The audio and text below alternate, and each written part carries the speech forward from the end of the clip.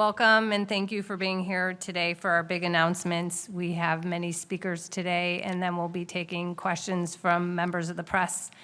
It is my pleasure to welcome to the podium HHS Secretary Robert F. Kennedy, Jr.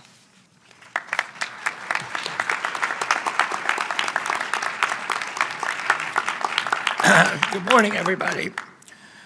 Thank you to all the officials who are joining us today, and I'm going to acknowledge many of you by name. It's a long list. Chairman of the Federal Trade Commission, Andrew Ferguson, Senator Bill Cassidy, Senator Marsha Blackburn, Senator Roger Marshall, Senator James Lankford, Congressman Doug LaMalfa, Congressman John Joyce, Congresswoman Diana Harshberger, Congressman Bob Onder, Congressman Robert Aderholt, Congressman Dan Crenshaw, Congressman Tim Walberg, Indiana Attorney General Todd Rokita, Texas Attorney General Ken Paxton, Deputy Secretary Jim O'Neill, Administrator Mehmet Oz, Director Jay Bhattacharya, Commissioner Marty McCary, and Admiral Brian Christine. And a special thanks to Chloe Cole for being with us today to bravely share her odyssey. Doctors assume a solemn obligation to protect children, yet doctors across the country now provide needless and irreversible sex-rejecting procedures that violate their sacred Hippocratic oath by endangering the very lives that they are sworn to safeguard. The American Medical Association, the American Academy of Pediatrics, peddled the lie that chemical and surgical sex-rejecting procedures could be good for children who suffer from gender dysphoria. They betrayed the estimated 300,000 American youth ages 13 to 17, conditioned to believe that sex can be changed. They betrayed their Hippocratic oath to do no harm. So-called gender-affirming care has inflicted lasting physical and psychological damage on vulnerable young people. This is not medicine, it is malpractice. We're done with junk science driven by ideological pursuits, not the well-being of children. A peer-reviewed report published by the HHS Office of the Assistant Secretary for Health last month confirms that sex-rejecting procedures impose medical dangers and lasting harm on children who receive these interventions. So today we are taking 6 decisive actions, guided by gold standard science and the week 1 executive order from President Trump to protect children from chemical and surgical mutilation. This morning I signed a declaration: sex-rejecting procedures are neither safe nor effective treatment for children with gender dysphoria.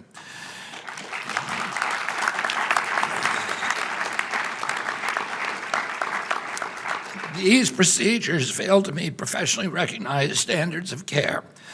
Medical professionals or entities providing sex-rejecting procedures to children are out of compliance with these standards of health care. This declaration is a clear directive to providers to follow the science and the overwhelming body of evidence that these procedures hurt, not help, children. Additionally, CMS is proposing 2 new rules. The first rule will bar hospitals that participate in Medicare and Medicaid, which is almost every hospital, from performing these dangerous and harmful procedures. The second rule prohibits the federal Medicaid dollars from funding the sex-rejecting procedures on minors. The FDA is issuing warning letters to 12 manufacturers of breast binders, which are medical devices used for purposes such as assistance in recovery from cancer-related mastectomies. The FDA is telling these companies that the illegal marketing of breast binders to children for the purpose of treating gender dysphoria commits significant regulatory violations and requires swift congressional or corrective action. If the manufacturers don't comply, they could face enforcement actions, including product seizures. Furthermore, HHS is also moving to reverse the Biden administration's attempt to include gender dysphoria within the definition of disability. My uncle, Ted Kennedy, was the primary author of the Americans with Disabilities Act and of the 1978 amendments that strengthened the Rehabilitation Act. The Biden-era amendments that designated gender dysphoria as a disability serve the commercial interest of a predatory, multi-billion-dollar industry that betrayed the original intention of those laws and gendered widespread public resentments against those laws among the American people and discredited the statutes in the public mind. These are statutes that were designed to protect the most vulnerable Americans, and the misuse of these statutes for these purposes injures the statutes themselves and injures other people who are entitled to that protection and who Americans want to see protected. Our proposed rule will reassure recipients of HHS funding that policies preventing or limiting the sex-rejecting procedures do not violate disability non-discrimination requirements. Finally, our Assistant Secretary of Health, Admiral Brian Christine, today signed a public health message to inform healthcare providers, families, and policymakers that current evidence does not support claims that puberty blockers, cross-sex hormones, and surgeries are safe and effective treatments for pediatric gender dysphoria. These announcements are grounded in evidence and shaped by compassion. President Trump has made child protection a national priority.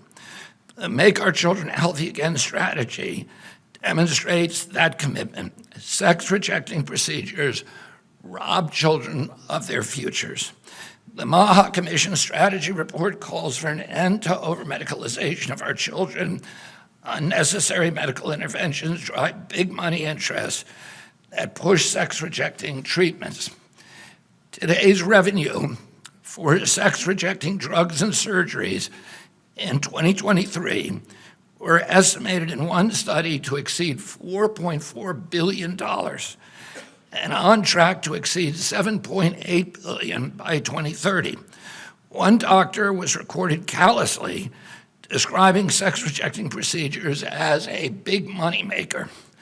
Hospitals rake in millions of dollars by convincing boys and girls that a lifetime of off-label prescriptions for estrogen and testosterone blockers, chest reconstruction surgeries, and more are the only way to achieve true happiness and belonging in life. It's wrong.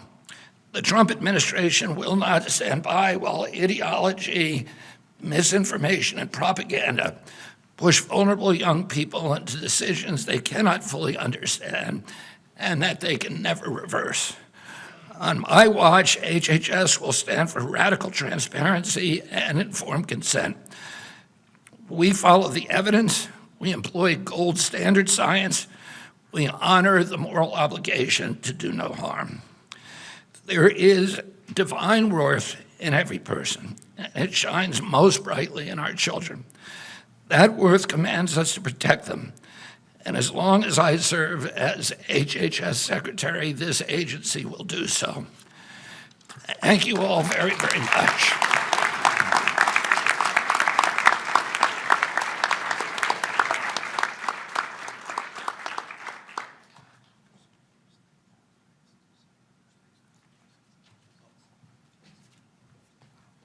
Sorry, I thought I was last. I guess I'm not. Secretary Kennedy, thank you very much. His bold words tonight reflect a deep passion that he's expressed since very early in this administration, and it represents why HHS needs to be in the forefront of issues like this. The white paper that was crafted, it's several hundred pages long, but is actually a superb document, created a foundation for CMS, my agency, Medicare and Medicaid, to take bold action as well to address some of the challenges. But I want to take a second and outline where we are right now. There's an op-ed that Steph Carlton, my chief of staff, was over here somewhere, and I penned that just issued while we've been sitting here.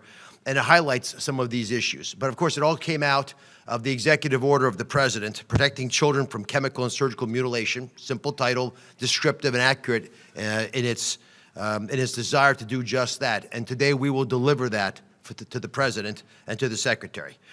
Many of you, as you walked through the front portal of this building, the Hubert Humphrey building, saw Senator Humphrey's quote on the side wall. And he speaks about the moral obligation of government to take care of those at the dawn of life, our children. 53% of children in America are in Medicaid or CHIP programs. So we provide insurance to most children, and commercial insurance follow us. But we are in a weird place in America where we have mixed politics and medicine. And do you know what you get when you mix politics and medicine? Politics. There is no medicine left. We witnessed that with bizarre statements, predatory actions, and many other activities that I think have forced children to the tip of the spear where they have brunt the burden of this toxic combination. We've been told that permanently altering bodies of children, and the children are told this as well, will bring them lasting peace. But few have achieved the inner peace promised by these charlatans, and the talking heads, the media personalities, the social media posts, all these have created a dishonest narrative. And of course, many of these children are left with the most tragic parts of all the treatments that they've succumbed themselves to.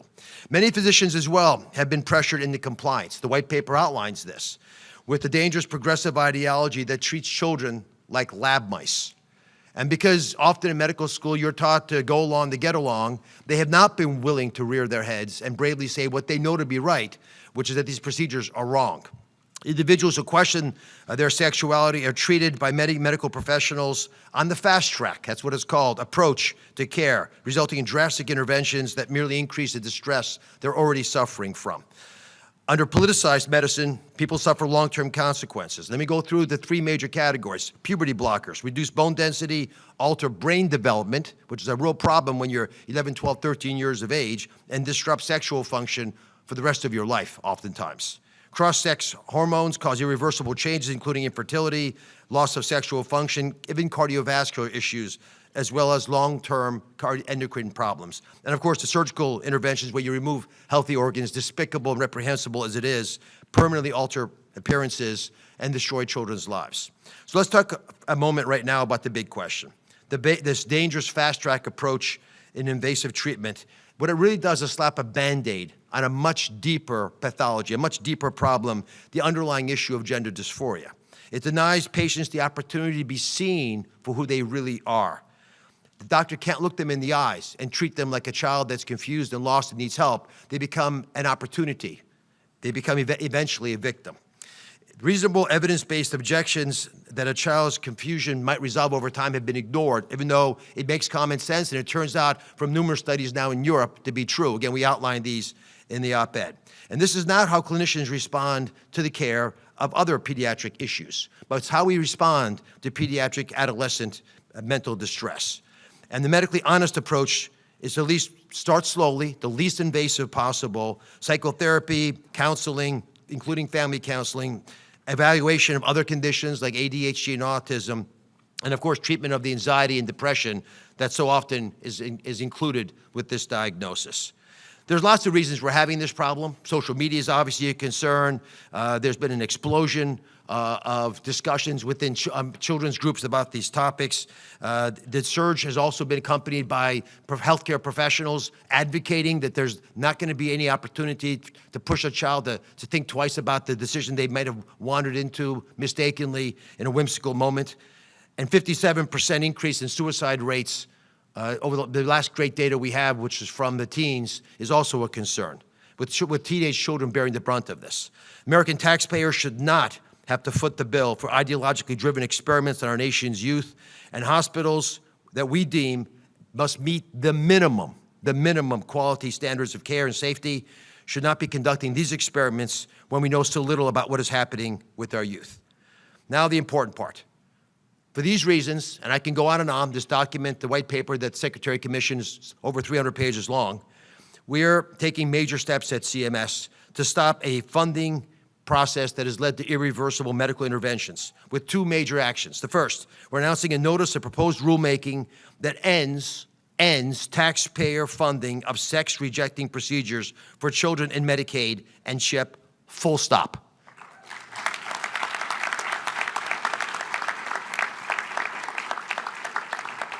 We don't provide health care to every child, but at 53%, we've got most, and we're not going to let taxpayer money go to hurt these children, and those children will no longer be hurt with this ideology.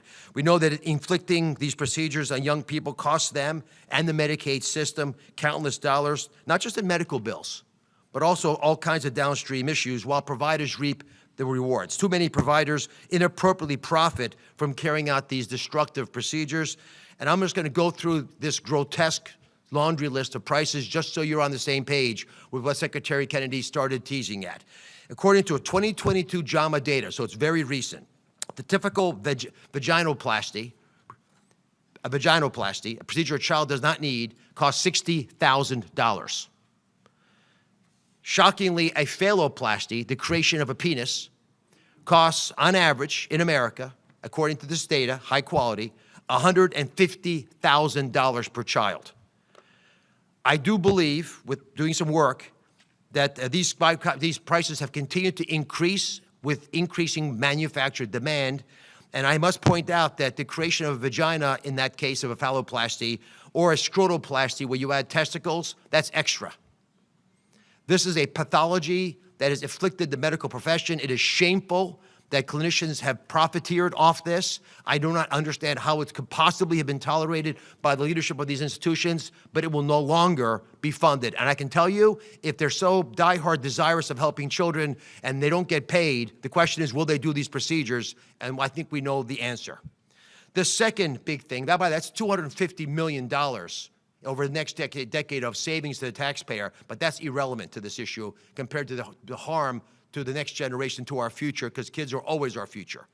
Second, to reinforce the need to protect our children, we are announcing that certified Medicare and Medicaid hospitals, pretty much everyone in the hospital in the country, will no longer be permitted to perform certain sex-rejecting procedures on children. Any hospital that does offer sex-rejecting procedures to vulnerable populations of pediatric-age kids will no longer be able to participate in the Medicare and Medicaid program.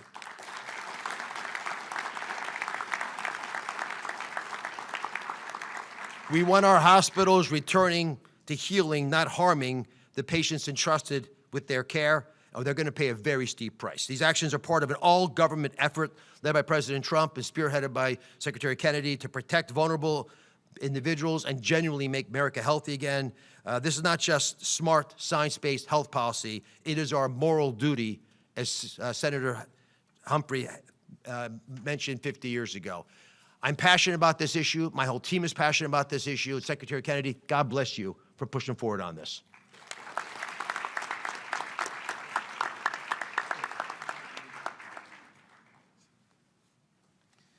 Thank you, Dr. Oz. One of the most barbaric features of a society is the genital mutilation of its children. It's based on a medical dogma, sadly, that the normal, sometimes stressful experiences of boys and girls growing up is a pathology that requires medical intervention. Parents are told if they don't agree to these disfiguring and permanently sterilizing procedures, they're putting their child at increased risk of suicide, a baseless claim that has never been supported with good data.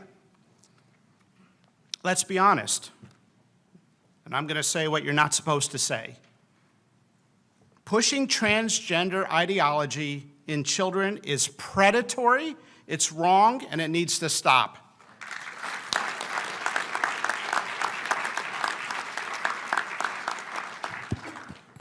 This ideology is a belief system that some teachers, some pediatricians, and others are selling to children without their parents knowing sometimes, or with a deliberate attempt to remove parents from the decision-making. Puberty can be stressful, and for all of history, being a kid and interacting with kids from the opposite gender can be awkward, even confusing at times. But to see now a society putting kids on a path of chest binders, drugs, castration, mastectomies, and other procedures is a path that now many kids regret. And Chloe, I've got to say, your testimony in front of the Hill was one of the best descriptions I've heard on this issue ever. Maybe one of the best descriptions I've heard of any topic ever presented in front of Congress, and it's an honor to be here with you.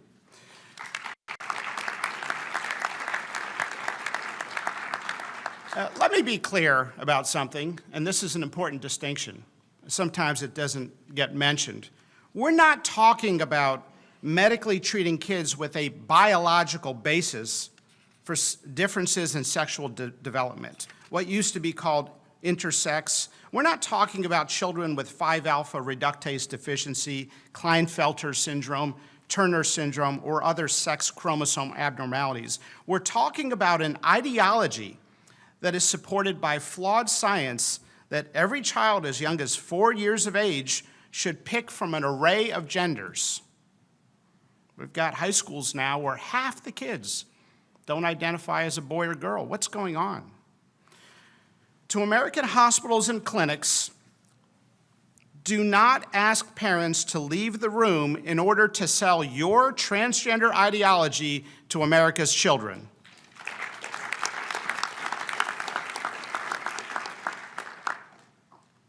How is it that a child cannot get an ibuprofen without their parents' consent at school? Yet states like California are arguing that children should be able to make irreversible choices without their parents' knowledge. The UK actually did a comprehensive review in the Cass Commission of the medical literature and found there's no role for puberty blockers in many of these interventions. We as doctors have a duty to speak up, and that's why we're here, against this cruel practice. It's been hard to speak honestly on this topic.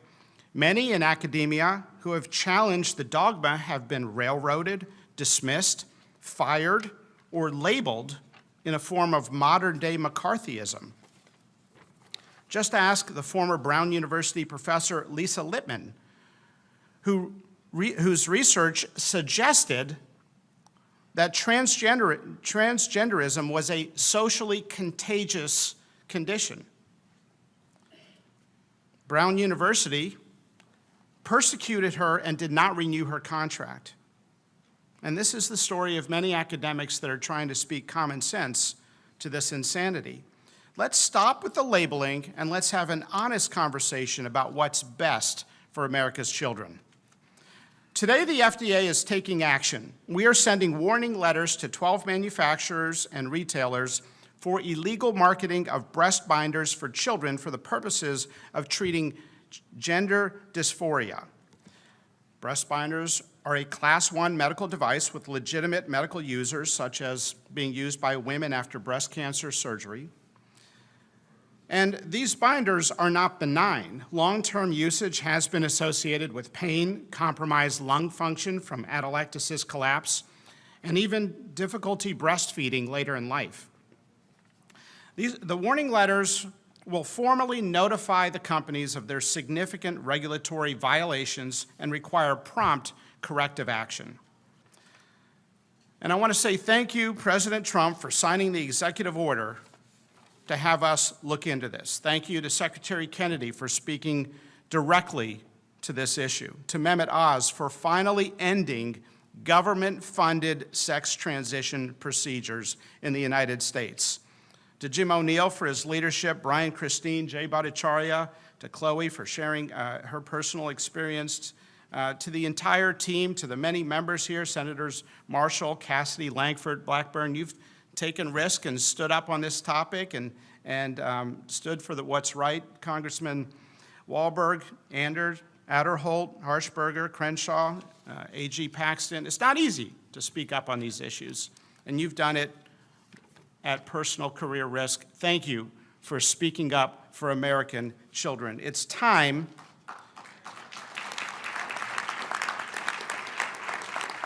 I can't tell you the number of people that said, don't talk about this issue publicly. You talk about everything else in medicine, but do not ever talk about this on TV or in any public forum. You've probably gotten the same advice.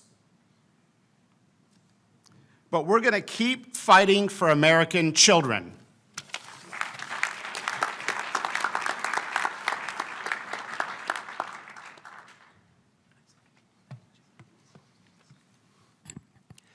Good morning.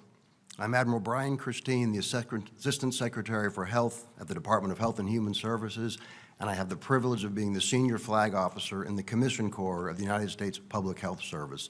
Welcome to you all, but especially welcome to you, Chloe. Today, we are taking decisive action to protect America's children from chemical and surgical mutilation and to restore evidence-based medicine and gold standard science to the forefront of federal health policy. What we found in our gender dysphoria review was truly alarming. From 2016 to 2019, the number of sex-rejecting procedures performed on children tripled. And despite the mounting evidence of harm and the reversals by European countries, the previous administration and my predecessor were driven by a warped ideology and a radical political agenda. And that is why I am signing this public health message today, to ensure that healthcare providers understand their responsibility to put children's health and safety first. As medical professionals, we have an ethical obligation to provide excellent care to our patients informed by the best evidence we have. And as such, we should refuse interventions that pose risks of unnecessary harm because our first mission is to do no harm. For the safety of our children, medical professionals should refuse to provide puberty blockers, cross-sex hormones, and surgical interventions. Instead, we must prioritize comprehensive psychosocial assessment and support. We must address co-occurring mental health conditions, and we must provide compassionate, developmentally appropriate counseling. And finally, we must educate young families about the incredibly weak evidence for these medical interventions. And let me be clear about this. This is not about politics. It is about science. It is about safety. It is about radical transparency. It is about trust. Our mission is to ensure that every American child receives medical care that is evidence-based, that is ethical, and worthy of the public's confidence. For America to be healthy and great again, we need strong, healthy boys and girls who will have the chance to know the joy of coming together as one and starting their own family one day. And if they are subjected to these vile sex-rejecting procedures, that cannot happen.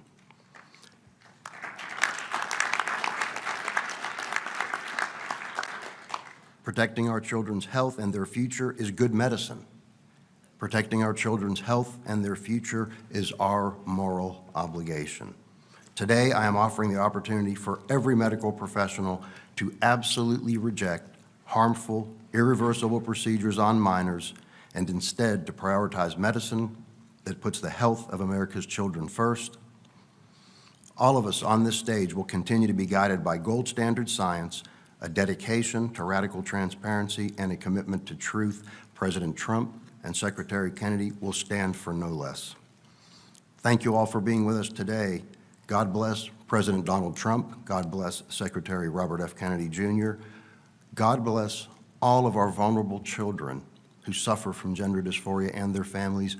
God bless Chloe Cole, and God bless our republic. Thank you.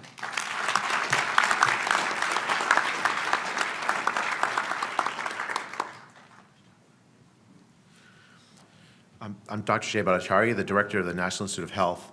I was thinking about how we got to this moment today, and I was thinking about the power of science. And normally, we at the NIH, and I should say, as in myself in my own capacity in my career, I've always admired the power of science to do good for the world, to help us understand how the world works, to develop cures and treatments. But today is not a day to just talk about that, because we've also seen in this sorry episode that will go down as a dark episode in medical history of how the power of enthrallment to a false science can damage and harm lives. The hijacking of scientific institutions, the hijacking of scientific journals for the purpose of essentially enforcing groupthink is tremendously powerful. We saw this during the pandemic, and we've seen this in this episode today, that the idea about whether you need to have extraordinary interventions to halt the puberty of a child in order to prevent them from committing suicide. That's a scientific question, right? It's a moral question, lots of types of questions, but it is at heart a scientific question. Is it true? Is it true that if you don't accede to the desires of a 10-year-old, 11-year-old child who thinks they're the other gender, and allow the doctors to do extraordinary measures, that they're going to kill themselves?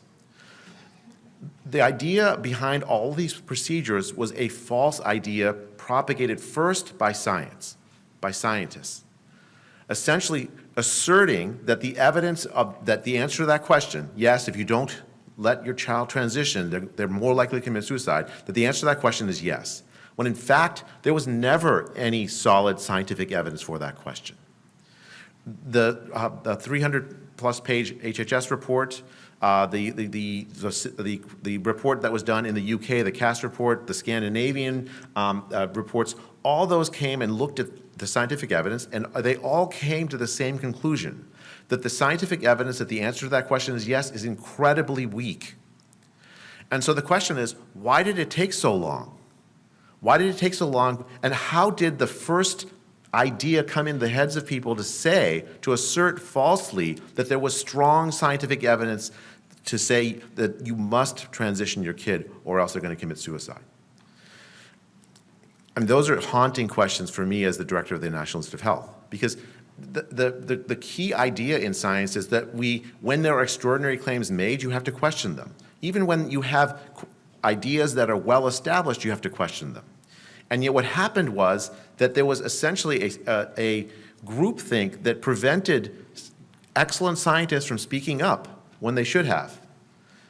The extraordinary courage of the authors of the HHS report, I don't know if you're all here in the room today, is stunning to me, because they stuck their heads up. The extraordinary courage of Chloe Cole, sticking her head up when it was almost impossible to do so. Why was it so impossible? Because the power of science to enthrall minds is almost unmatched in our society. So what do we need to do? First, don't ever let, if you're a parent, don't ever let a doctor tell you, essentially blackmail you into thinking that you must accede to a transition for your child, because if you don't, the child will kill themselves. There's no warrant for that. The scientific evidence does not support that, and we should never, and I'm proud to be part of an administration that is putting an end to that practice.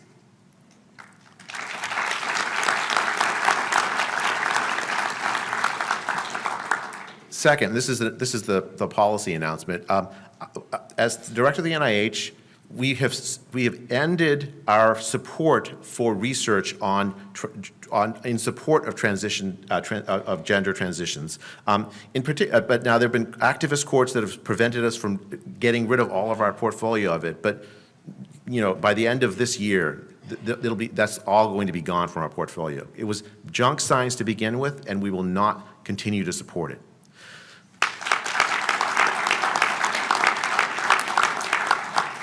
Let me tell you an anecdote about this. There was a researcher that the NIH funded that did a study of whether, to answer the question, was it more likely that a child who didn't transition would commit suicide?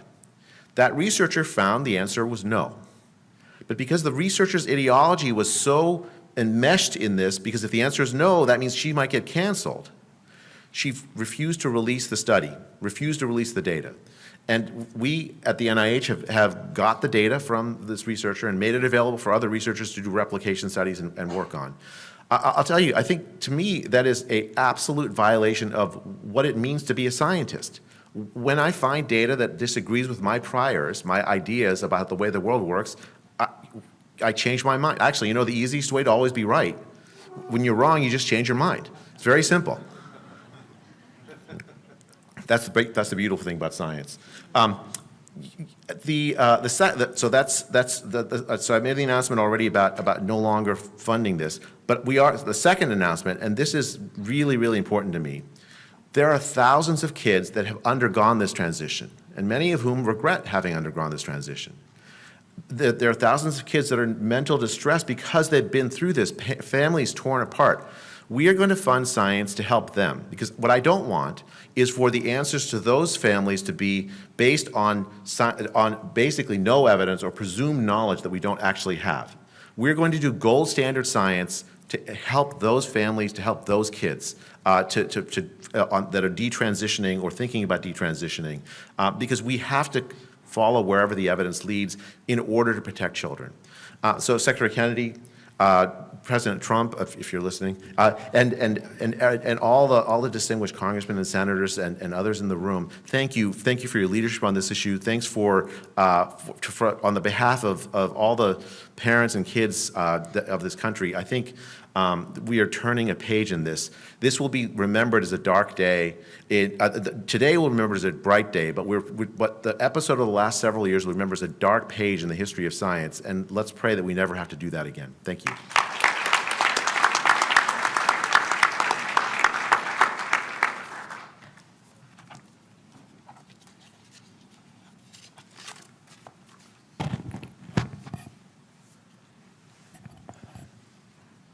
Men are men. Men can never become women. Women are women. Women can never become men.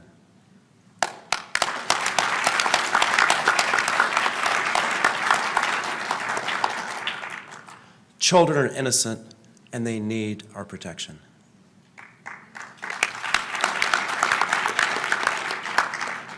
It takes organized efforts to deny these fundamental truths. Sadly, we've seen such efforts succeed from time to time. The denial of fundamental truths can destroy nations from within. At the root of the evils we face, such as the blurring of the lines between sexes and radical social agendas, is a hatred for nature as God designed it, and for life as it was meant to be lived. This ideology does not just deny biology, it declares war against it. As part of the Biden administration's war on nature, this department perverted the Rehabilitation Act of 1973. They pretended that gender dysphoria was a disability to force healthcare providers and programs to mutilate minors. Without the reforms Secretary Kennedy made today, more children would be coerced into life-altering interventions that many will deeply regret. Thankfully, President Trump and Secretary Kennedy are stopping this madness and stopping the war. Through the leadership of Paula Stannard and the Office for Civil Rights, our proposed rule would revise Section 504 of the Rehabilitation Act to exclude gender dysphoria not resulting from physical impairments. We are reassuring recipients of HHS funding that policies preventing or limiting sex-rejecting procedures do not violate Section 504's disability non-discrimination requirements. Previous speakers have discussed treatment for pediatric gender dysphoria, review of evidence and best practices, our rigorous study of the medical dangers posed to children from attempts to change their sex. Everyone should read this study. Chloe, thank you for your relentless advocacy to protect children from harm. Body dysmorphia and gender dysmorphia and alienation and social contagion cause a lot of children to suffer. As Jay and Brian said, we are working on approaches and solutions. Today, we are drawing a line to stop these problems from becoming worse. Compassion compels us to do so. Thank you.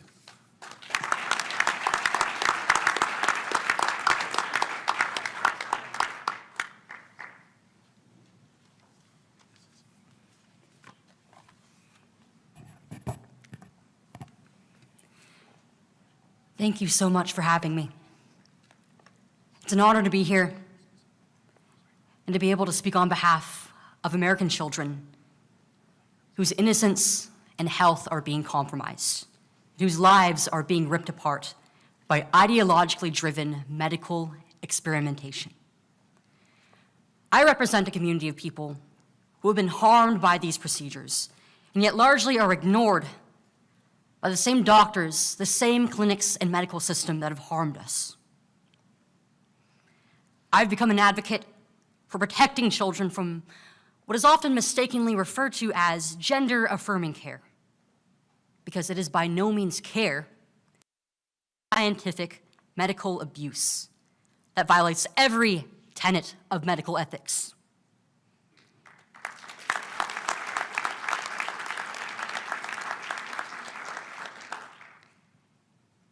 This ideology is festering at an unimaginable scale within our hospital systems, our culture, our communities, and to many within our own families. For me, it started with being lied to about who I was by adults outside of my family. I was made to feel that the way that God beautifully made me was in fact a mistake that could only be fixed by so-called modern medicine. My doctors, rather than guiding me, they affirmed my childish misgivings about my developing body. My belief that I wasn't just a tomboy, that if I liked having short hair, if I liked being around the boys more, if I behaved more like my older brothers, I actually was a boy who just so happened to be born in a girl's body. At 13 years old, I was administered puberty blockers and testosterone in high doses. And when I was only 15, they removed my breasts. My questions about whether I will be able to have children or about the future of my reproductive health and my overall health have gone unanswered. But that mastectomy ensured that I am never going to be able to nourish whatever children I may have. And this happened before I was even mature enough to understand that one day I would aspire to become a mother.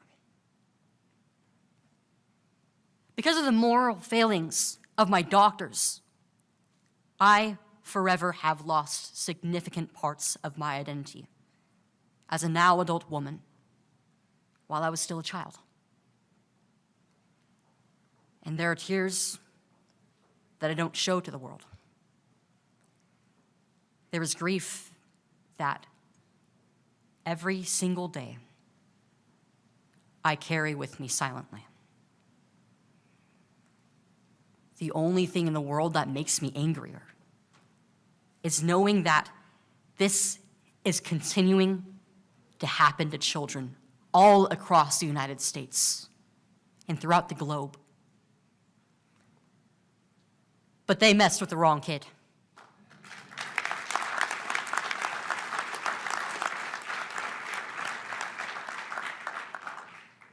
At 16 years old, I rejected the lies that I was sold. I detransitioned, and I chose to face the world and sound the alarm on what is happening to my generation, both in the hopes that this would set forth a movement of young people who chose to break free from ideology, and also that one day, no child would ever have to speak up about this ever again.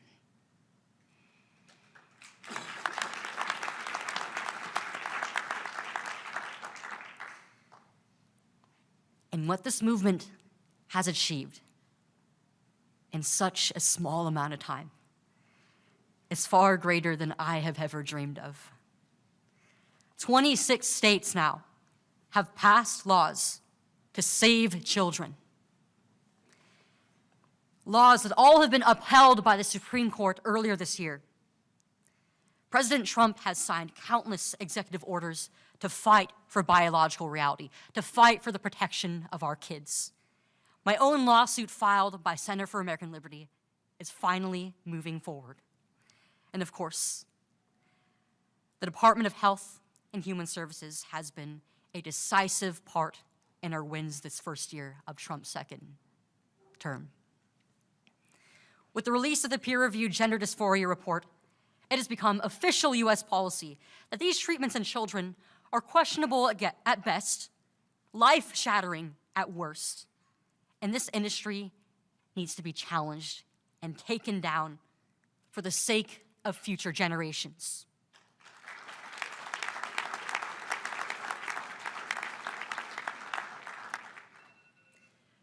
Because there is no such thing as being transgender, nor children born in the wrong bodies. Every boy and every girl deserves to be loved the way that they were beautifully created in their mother's womb. And to the young people out there who are struggling with this mental illness, I want you to know that there is a better way out. And it's not too late to accept the beautiful way that God has created you.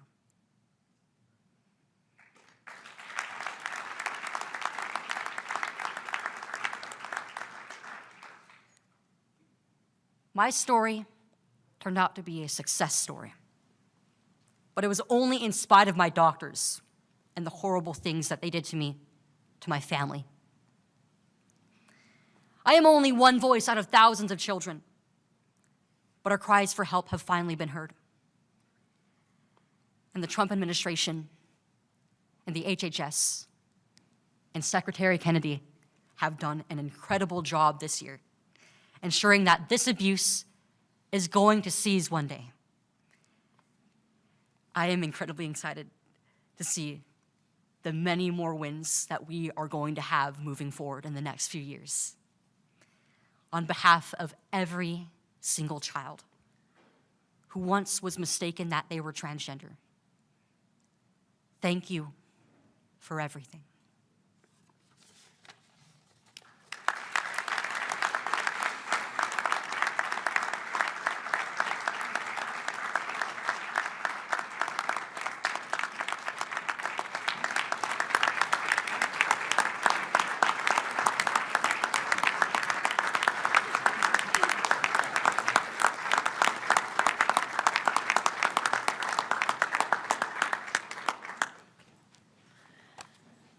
Thank you, everyone. Thank you for all the comments today. We're now going to take questions from the press.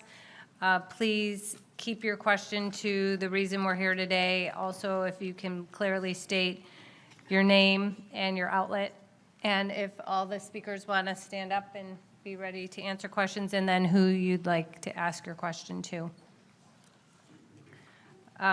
Sarah? Hi, Sarah Overmall from CNN.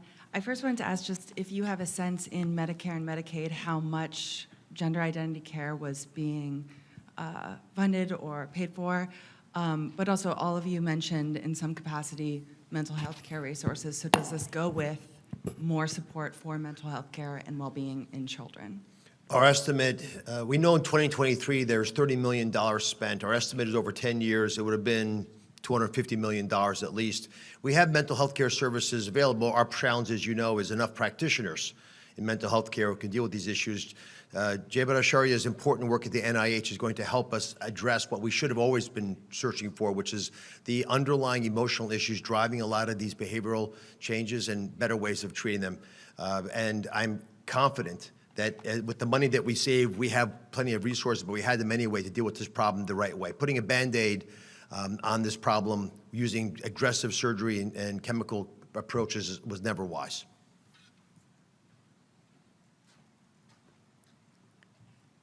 Caitlin?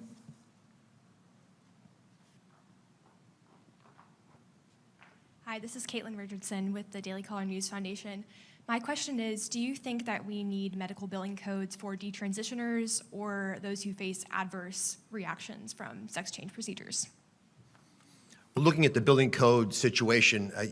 There's probably codes we could use already, but we will fix the codes if we can fix the kids.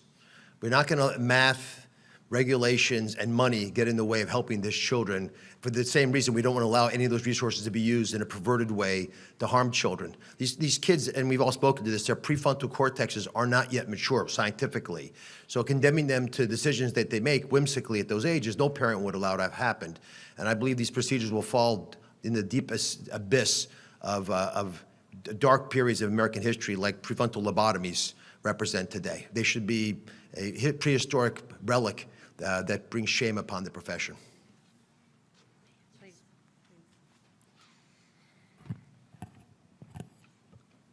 I think that it's incredibly important that within the medical system, we get measures passed and we have billing codes written for those who detransition or regret their transition or have been harmed by any of these procedures, even if they choose not to detransition. Because to speak to my own experience as somebody who has gone through the system, the suffering doesn't end the moment that you detransition. These procedures are not reversible in any way. We don't know how they are going to affect the human body in the long term. But I myself and every other detransitioner I know has so many different medical concerns. They're not being addressed because our own doctors don't have any standards of care to refer to. They don't know what to do with us. It's been 5 years since I've had my mastectomy, over 4 years since I've detransitioned, and not a single doctor who I have been to has been able to help me with any of my concerns. Oftentimes when I go to a doctor and I tell them about my medical history, they just try to refer me back to the same gender clinic system where I got hurt in the first place. This needs to change. Right now, there is no infrastructure that is prepared for the thousands of patients who regret this and have been harmed and will continue to be harmed until this is stopped. It doesn't just stop at protecting children and preventing what happened to me. We need to address what happens to those who have already been through this.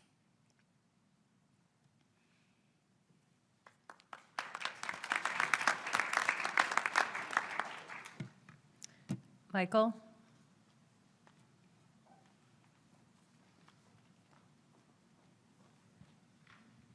Hi, Mike Emanuel from Fox. Mr. Secretary, I have no doubt taxpayers and many parents are relieved by what you are doing. But do you worry about blue states and transgender activists tying you up in court over the next few years over these steps you're taking today?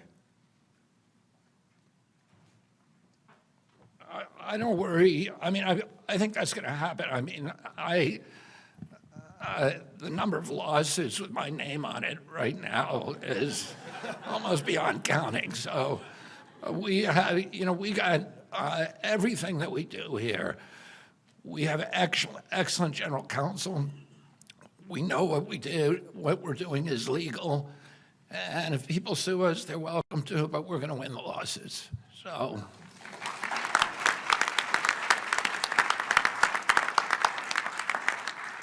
Jonathan Brown. Hi, Jonathan with the Christian Post. What effects do you believe that these standards will have throughout the world in places where they're also struggling with these issues? So this department under President Trump's previous term launched the Geneva Consensus Declaration, which is a multilateral organization of many other member states that support each other on this issue as well as other social issues. I just had the honor of speaking at the annual meeting of the Geneva Consensus Declaration about 6 weeks ago, and there was a lot of support. As you heard, there's been a lot of reference to scientific studies in other countries here.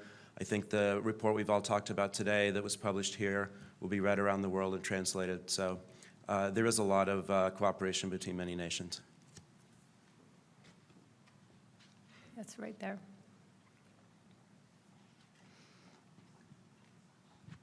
Hi, Chelsea Sturzo at Stat News. What is the implementation timeline for many of these actions?